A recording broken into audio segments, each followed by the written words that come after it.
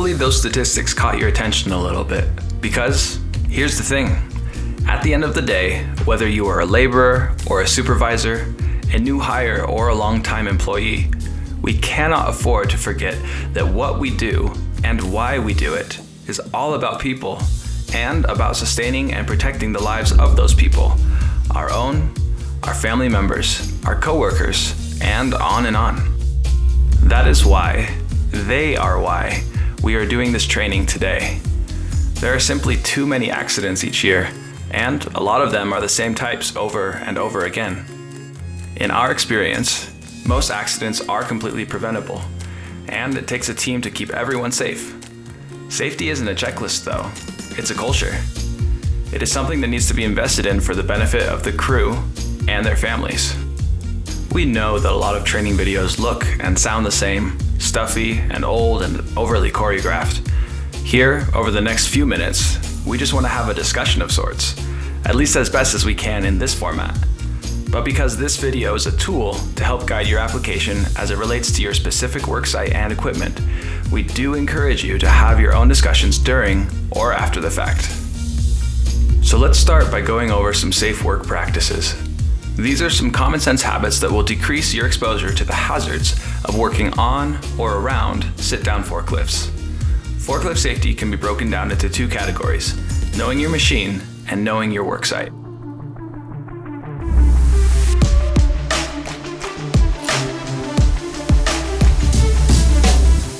Before you can operate a forklift, you need to demonstrate you are familiar with all operational and safety devices on the machine. To be properly certified, your training must also be documented. This is an important detail, as many have been fined because of missing documentation.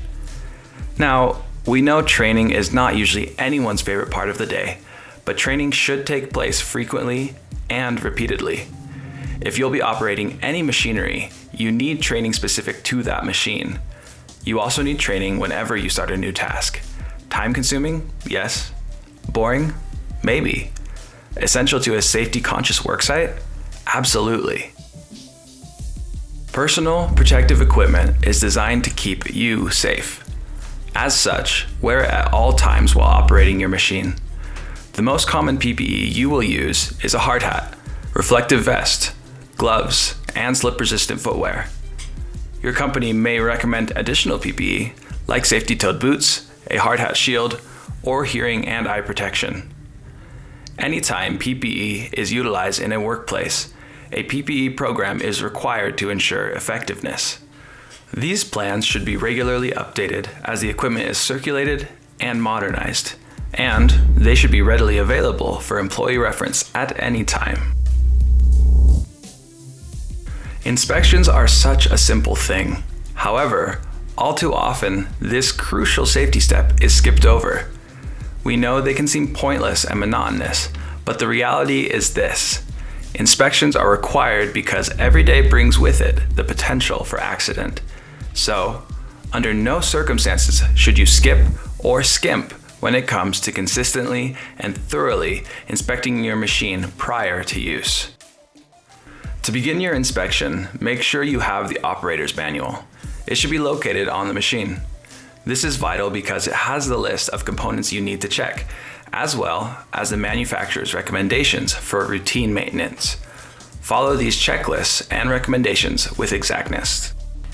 You should also read and be familiar with your company's policies, the operator's manual, and any additional safety manuals regarding forklift inspections. Your pre-shift inspection doesn't have to be overly extensive.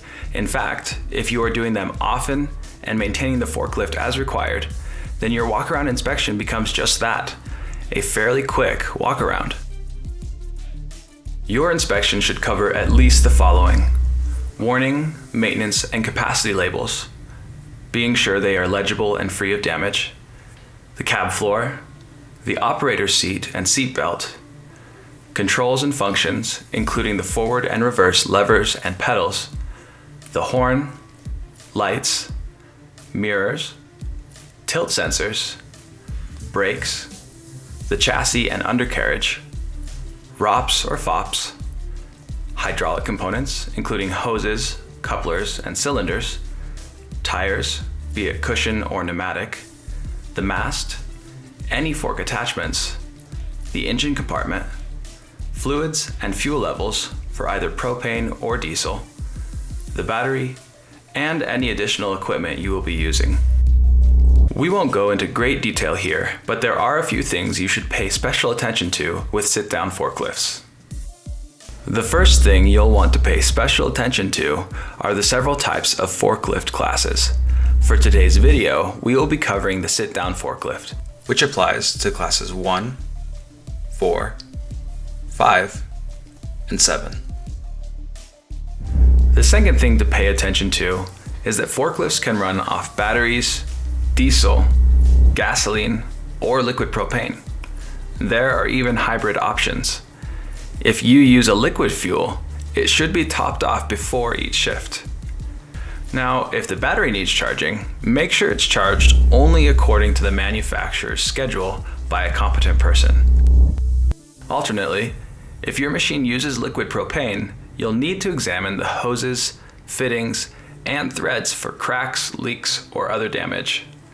One way to check this is by using a spray bottle full of soapy solution. Just look for bubbles after you've sprayed an area. The third and final thing to pay special attention to during your pre-shift inspection are the numerous attachments that can be added to forklifts. Because there are so many, you need to familiarize yourself with each new attachment. They need to be properly inspected, and you should be aware of the specific training principles governing their use. Again, the lists we went over are not exhaustive, so be sure to pay attention to the specific instructions given in your operator's manual and keep a careful record of your inspections. In all cases, if you find damage, just be sure to record it and report it.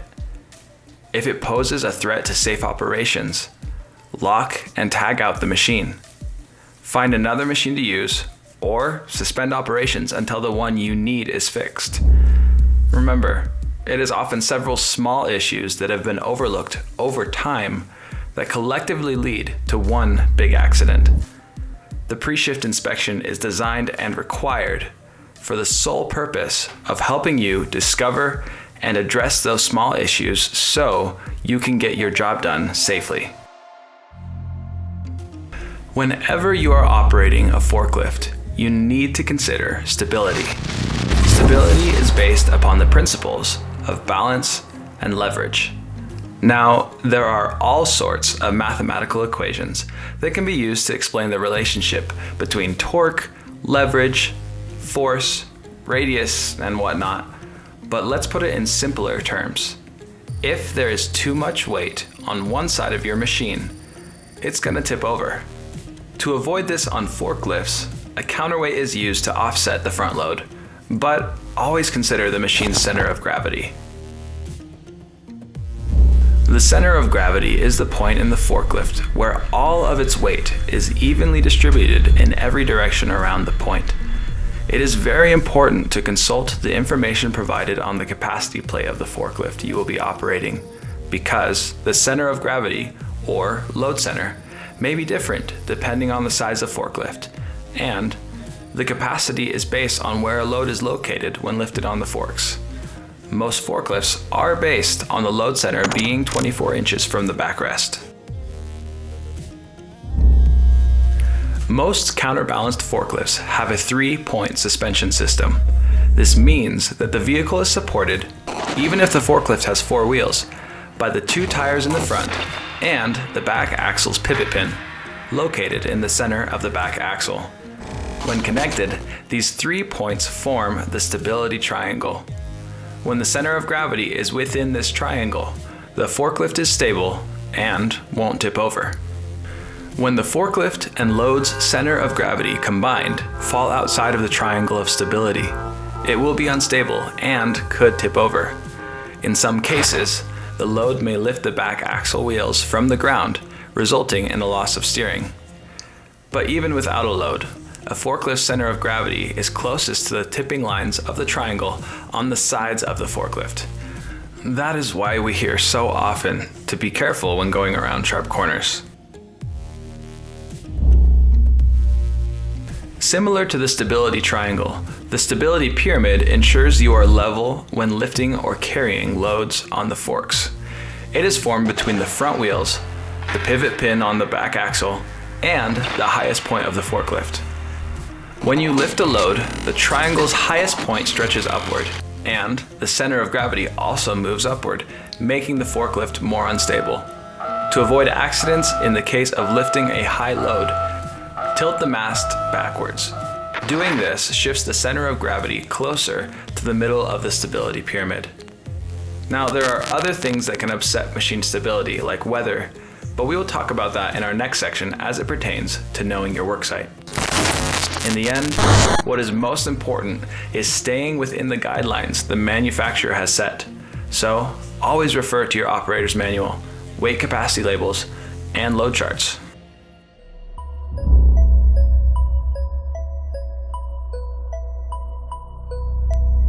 When using a forklift, it's important to look at the big picture as it concerns both the machine and the worksite. The machine's stability and center of gravity are affected by the elements of the worksite it is operating in, whether by hazards on the ground or by the size and weight of the materials being lifted on the forks. The first step towards safely handling a load is knowing the load's weight. You are responsible to know the load weight in relation to your forklift's capacity. When it comes to engaging a load, approach it slowly. Be aware of the height of the forks and be sure to keep the weight and center of the load against the middle of the carriage backrest. Pay special attention to the forks tilt, forward when placing a load on, and backward when lifting and traveling. Travel at safe speeds, especially around corners. When backing, check behind you and sound your horn. Only transport stable loads and never try to lift a load that is stuck. Another thing to always be cautious of is when you are handling near capacity loads, off-center loads, or loads that extend beyond the width of the forks. For loads that are especially deep, remember that the forks should be at least 2/3 the length of the load. If they aren't long enough, find another option, like a larger truck or approved fork extensions, so you don't upset the stability. Keep in mind that the tips we've already mentioned are especially important when operating with loads that are stacked high. A high load could easily fall. If you can't see the point of engagement clearly, use a spotter to ensure you are centered directly in front of the load. If you need to use a ladder or personnel lift to determine this, then just take the time to do it. While lifting high loads can present a specific issue, so can picking up loads that are on shorter pallets. The forks could extend through and upset any loads on the other side or damage the warehouse wall.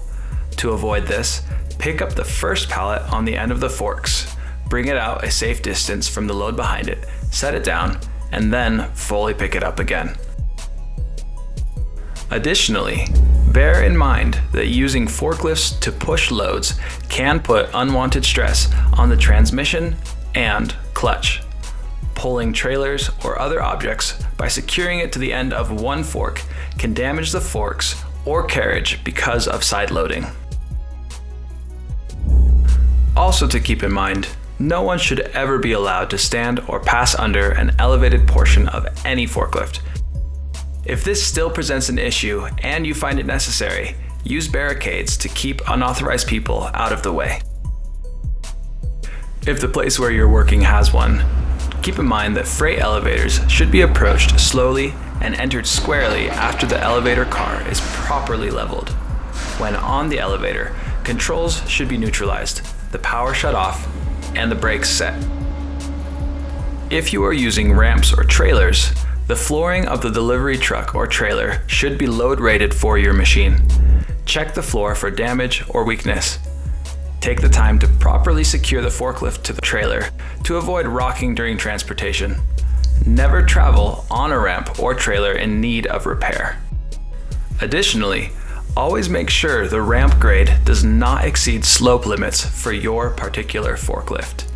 On ramps with grades in excess of 10%, loaded forklifts that ascend and descend should have the load uphill. As much of your time will be spent driving, always maintain at least 3 vehicle lengths when following another machine, and be as familiar as you can with their intended path and any obstacles or hazards that might cause or need you to stop abruptly. You want to avoid any form of sudden braking because this can cause the machine to lose balance and tip over, especially when you're carrying a heavy load. Also be particularly cautious when operating on wet or slick surfaces.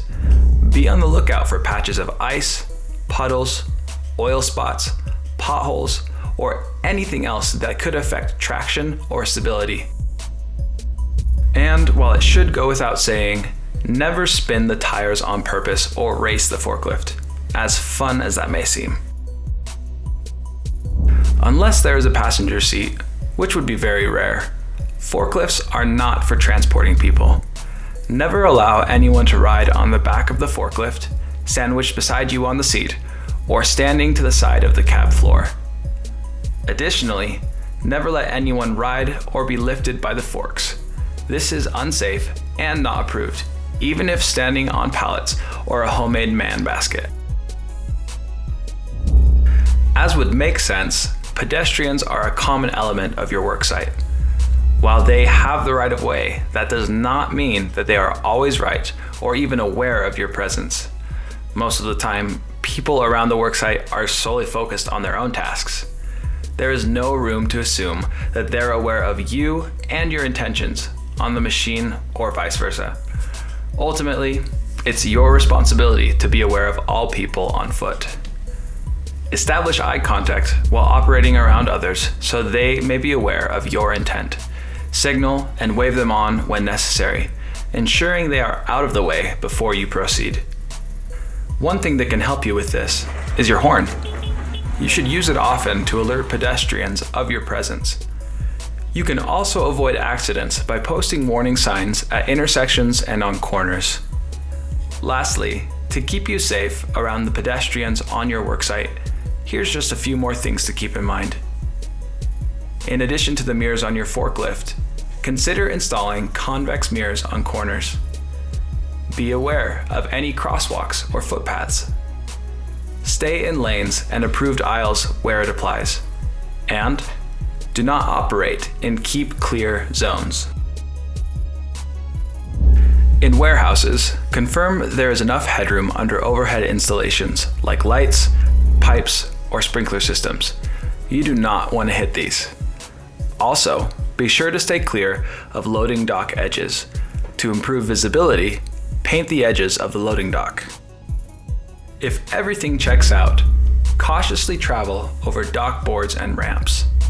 When entering or backing, ensure that the load is not higher than the door you are entering and exiting. And also be sure you stay in the center of the ramp.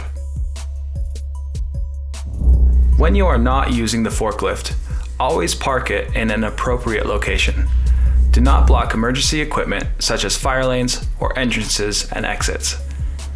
A forklift is considered unattended when the operator is 25 feet or more away from it, or any time that the operator can't see the vehicle. In these cases, standards require the forks to be fully lowered, the controls neutralized, brakes set, wheels chalked on inclines, and ignition off. Do not park any forklifts powered by propane fuel near high heat sources or in confined spaces. Be sure that the propane tank's service valve is off when parking for extended periods of time.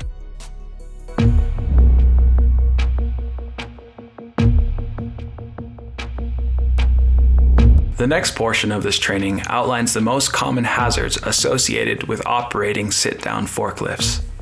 The accident profiles are real. In some cases, 2 or 3 similar accidents were combined for the purpose of illustrating key safety principles.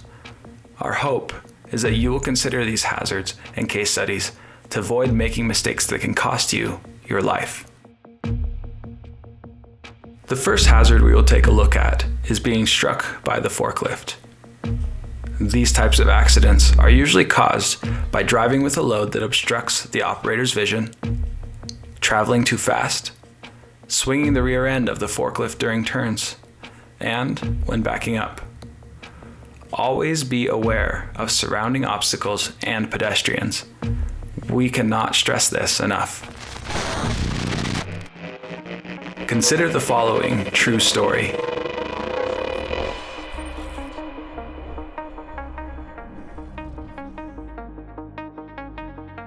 Two employees were bringing loads from the back of a warehouse to a loading dock.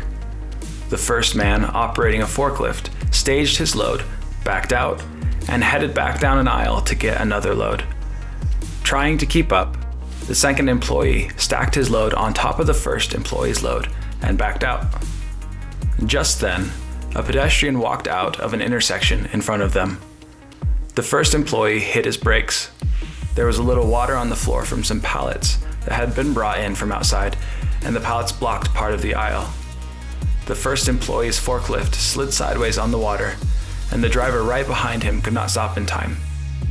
He ran into the front forklift, and the forks, which had not been completely lowered, punctured the first employee's thigh. He died at the scene due to extreme blood loss and shock. Pause the video for a moment to discuss what went wrong.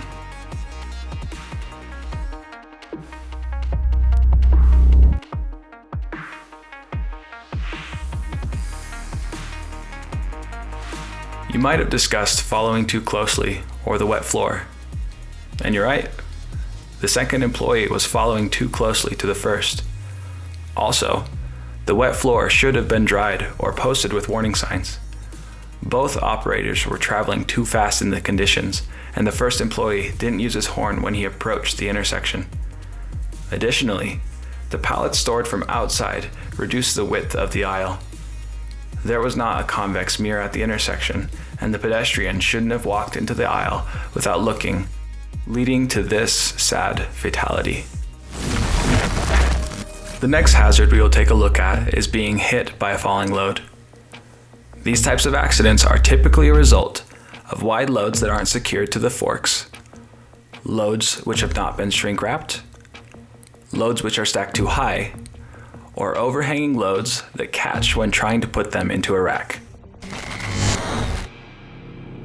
Consider the following true story.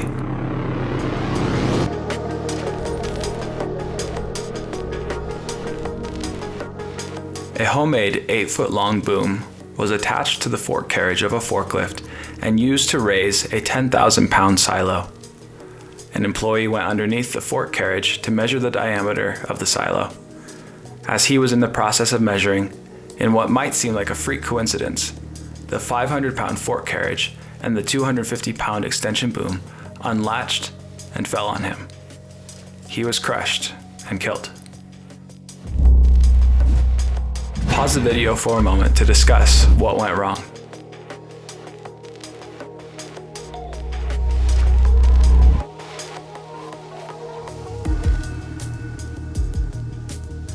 There are several contributing factors in this accident. The more obvious cause is that the homemade modifications did not have the written approval of the manufacturer, so it wasn't properly load rated. There certainly wasn't any plate with a proper capacity label either. If you are adhering to the pre-shift inspection standards, the missing label and manufacturer certification will be identified before anyone has a chance to operate the machine or walk beneath its load. But in this case, the operator's decision to stand under the load proved fatal. Like falling loads, forklift tipovers are a high cause of death and injury.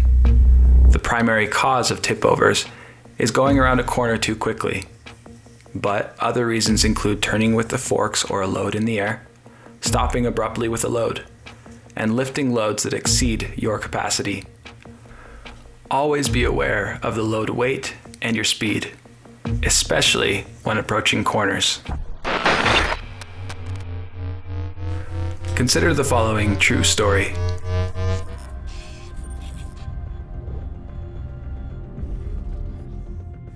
A new forklift operator who had prior experience operating rough terrain forklifts on construction sites was driving a loaded forklift.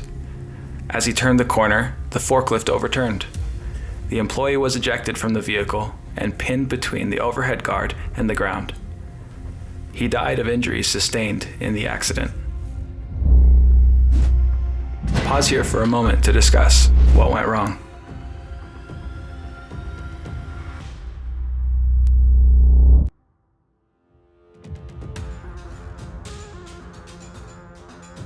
Multiple oversights led to this fatal accident.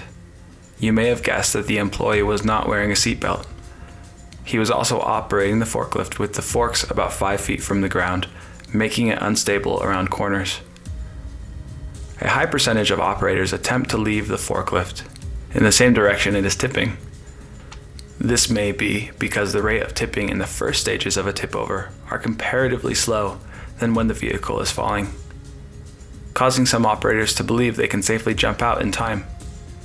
This is not the case. Instead, your best chance of surviving a tip over is to wear your seatbelt. Stay in your seat, brace your feet, hang on tight, and lean forward and away from the fall. Never attempt to jump out.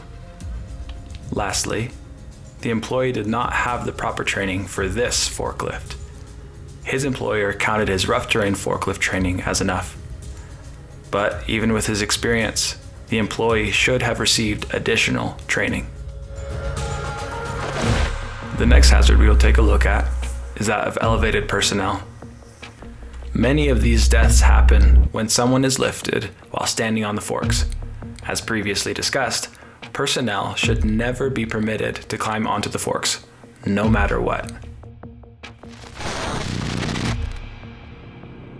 Consider the following true story.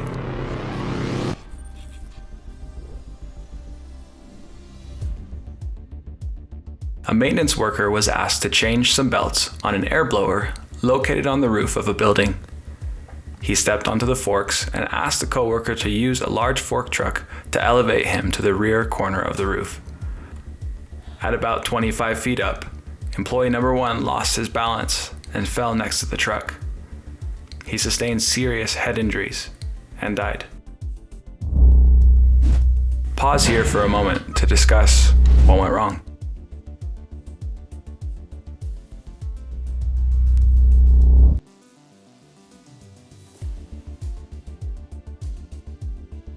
It's pretty clear what the issue here was. The employee should not have gotten on the forks, especially at a height of 25 feet and without fall protection gear. He might have used an approved man basket, or, as was later discovered, he might have used the scissor lift that the company owned. His coworker should not have agreed to man the controls while he was improperly mounted. Guidelines state that the operator must remain at the controls and only operate them when instructed by the person in the basket. The fifth and final hazard we will take a look at is running off of a loading dock. Working near these docks and other edges is more hazardous than other work sites, especially if they are traversed incorrectly. There are many more obstacles and wet or slippery surfaces near or on these docks. Consider the following true story.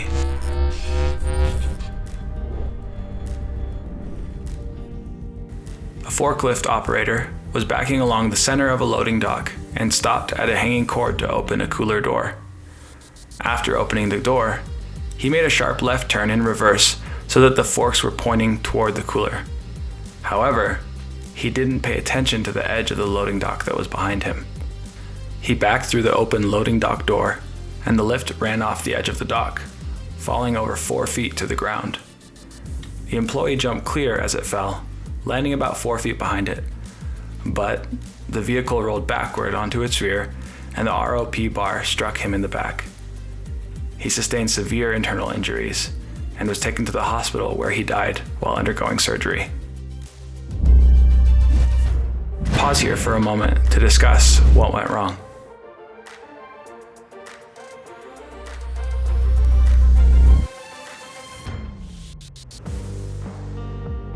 We have touched on some of the contributing hazards before, but they warrant another mention in this case study. Working next to improperly barricaded dock edges is extremely dangerous. The employee took a risk by backing up to the hanging cord before trying to swing around so he could enter while facing the front. He wasn't wearing a seatbelt either, which cost the employee his life. It was discovered afterwards that the ledge of the dock wall had been damaged earlier by a truck. While we can't determine if the broken edge was a direct cause, it's likely to have contributed to the accident. Always fix damaged walls or barricades. Also, consider painting dock edges in a bright color or installing truck restraints like gates, chains, or roll-off stops. Anything to help prevent someone from driving over the edge.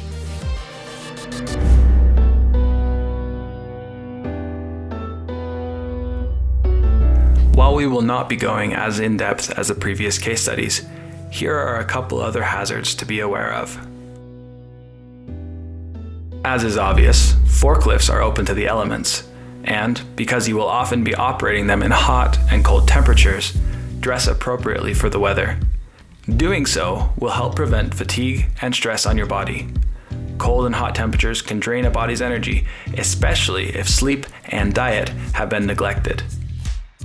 Along with that, fatigue, distractions such as cell phones, and physical or mental health concerns are other potential factors that can bring hazards to you and your worksite.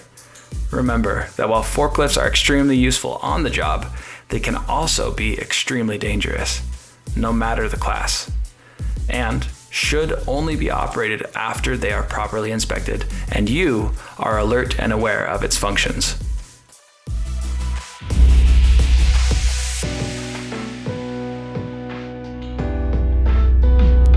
And that's it. This is all pretty simple and common sense stuff, but it can be all too easy to fall into bad habits when you're on the job. Follow all safe work practices and safety regulations that apply to you, your company, and your worksite. When in doubt, ask.